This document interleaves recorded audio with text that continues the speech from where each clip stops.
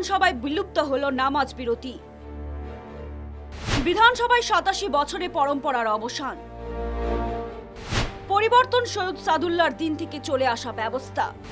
বিধানসভার সিদ্ধান্তে ভিতরে সন্তুষ্ট, বাইরে অসন্তুষ্ট কয়েকজন সংখ্যালঘু বিধায়ক। বিধানসভায় উপস্থিত থেকেও নামাজ বিরতির বিষয় নিয়ে অজ্ঞাত বরাকে সংখ্যালঘু বিধায়ক সিদ্দিক আহমেদ। এইটো মই নাজানো, এইটো কথাটো আজি এতিয়া মই ফাৰ্ষ্ট শুনিলোঁ। নমাজ বন্ধ বুলিতো কোৱা নাই, ব্ৰেকটো উঠাই দিয়া নাই।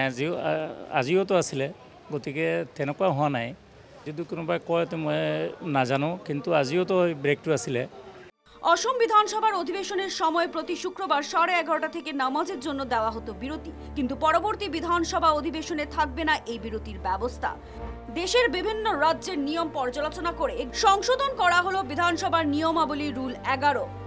বিধানসভার এলএআরসি কমিটির সিদ্ধান্ত মতে কার্যকারী করা হয়েছে এই নিয়ম, কিন্তু লক্ষণীয় বিষয় এই কমিটিতে 3 জন সংখ্যালঘু বিধায়ক থাকলেও কি ছিল তাদের স্থিতি, দেখুন এই তালিকা।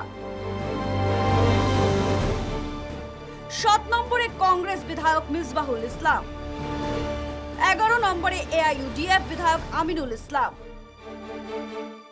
12 নম্বরে এআইইউডিএফ বিধায়ক সুজামউদ্দিন লস্কর। এই 3 বিধায়কের ভূমিকা নিয়ে প্রশ্ন উত্থাপন হয়েছে বিভিন্ন মহলে।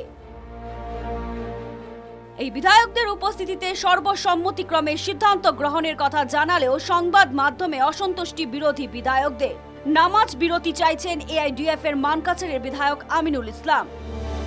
হিমন্ত বিশ্ব শর্মা সর্বদা ভঙ্গ করছেন বিধানসভায় চলে আসা পরম্পরা বলে জানান আমিনুল।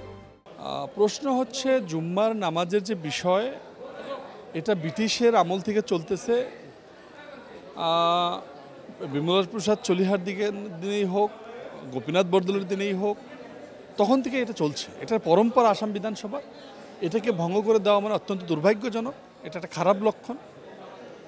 জানি না মুখ্যমন্ত্রী কি হয়েছে, সে এখন হিন্দু মুসলিমের চশমা পরিধান করেছে, আর তার যে প্রত্যেকটা জিনিসে সেই অ্যাঙ্গেল থেকেই দেখে এখানে খানার মাঝে একটা সেপারেটলি গাহরির মাংস রাখবে। অন্যদিকে কে কখন কোথায় এই সিদ্ধান্ত নিয়েছেন সে বিষয়ে জ্ঞাত নয় কংগ্রেস বিধায়ক জাকির হোসেন শিকদার। পৰৱৰ্তী সেশনৰ পৰা এইটো কৰিব বুলি কৈছে, গতিকে ক'ত এইটো ডিচিশ্যন হ'ল, কেনেকৈ ডিচিশ্যন ল'লে, এটা দীঘলীয়া পৰম্পৰা, দীঘলীয়া দিন ধৰি এটা পৰম্পৰাৰ মাজেৰে কৰি আহিছে। কি কাৰণে বাতিল কৰিব, কাৰ কাৰ লগত আলোচনা কৰিলে, এই বিষয়ে অলপ জানিব লাগিব, তেতিয়া আমাৰ মন্তব্যখিনি আপোনালোকক জনাব পাৰিম। ইয়াৰ উদ্দেশ্য কি বা কি কাৰণে কৰিব বিচাৰি আছে, যেতিয়া অথৰিটিক প্ৰশ্ন কৰিম তেতিয়া উত্তৰ আহিব, আৰু তাৰপিছত আমাৰ মন্তব্যখিনি প্ৰকাশ কৰিম।